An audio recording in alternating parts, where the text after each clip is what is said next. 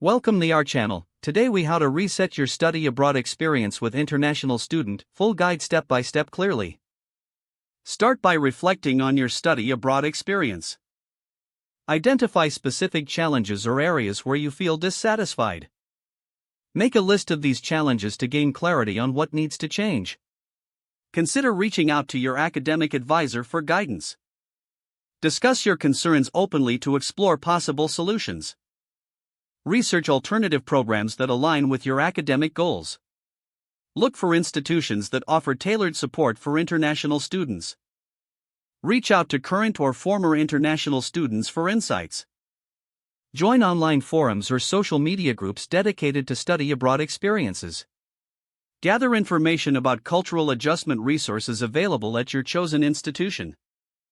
Contact student support services to inquire about counseling or workshops. Set new academic and personal goals based on your findings. Create a timeline for implementing these changes.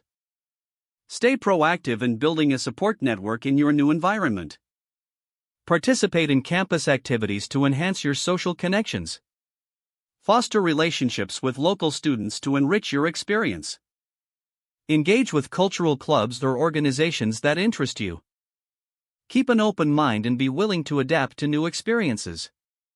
Document your journey to track your progress and reflections. Regularly reassess your goals to ensure they remain aligned with your aspirations. Embrace the adventure and remain optimistic about your study abroad journey. Cultivate resilience as you navigate challenges and setbacks. Focus on enriching experiences that contribute to your personal and academic growth. Seek help whenever necessary and utilize available resources. Celebrate small achievements along the way to stay motivated. Finish strong by recognizing the valuable lessons learned during this process. Prepare for the next steps in your academic and professional journey with renewed vigor. If the page does not load, refresh the browser or try again in a private or incognito window. Don't forget to like this video and subscribe to our channel for more step-by-step tech guides.